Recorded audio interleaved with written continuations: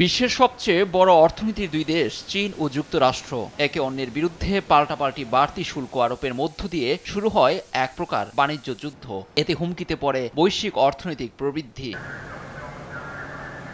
বাণিজ্য উত্তেজনা বেশি দিন জিইয়ে না রাখার স্লোগানে সোম ও মঙ্গলবার লন্ডনের ল্যানচেস্টার হাউসে চীন যুক্তরাষ্ট্রের আলোচনায় এসেছে গঠনমূলক অগ্রগতি। দুদিন ব্যাপী চলা আলোচনার পর মঙ্গলবার নতুন বাণিজ্য কাঠামোর বিষয়ে সমঝোতায় পৌঁছেছে দুদেশ। যুক্তরাষ্ট্রের হয়ে বৈঠকে ছিলেন অর্থমন্ত্রী স্কট বেসেন্ট, বাণিজ্যমন্ত্রী হাওয়ার্ড লুটনিক এবং বাণিজ্য প্রতিনিধি জেমিসন ক্রিয়ার। অন্যদিকে চীনের পক্ষে বৈঠকে প্রতিনিধিত্ব করেন উপপ্রধানমন্ত্রী হে লিফেন।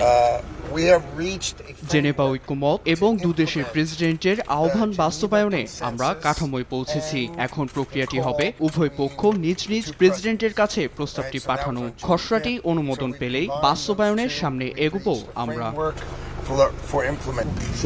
এই সমঝোতা গত ৫ জুন প্রেসিডেন্ট ট্রাম্প ও প্রেসিডেন্ট শির ফোনালাপ এবং তার আগের জেনেভা বৈঠকের সিদ্ধান্তগুলোর ভিত্তিতে হয়েছে। তা বাস্তবায়নের জন্য নীতিগতভাবে উভয় পক্ষ একটি কাঠামোতে পৌঁছেছে।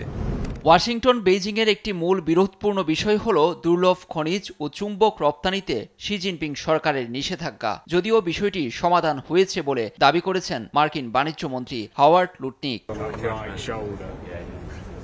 ধারাবাহিক আলোচনা দুদেশের ক্রমবর্ধমান উত্তেজনা নিরসনে বিশ্বে কিছুটা হলেও ভারসাম্য ফিরবে মনে করা হচ্ছে। এরই মধ্যে এশিয়ার শেয়ার বাজারগুলো বুধবার ঘুরে দাঁড়িয়েছে।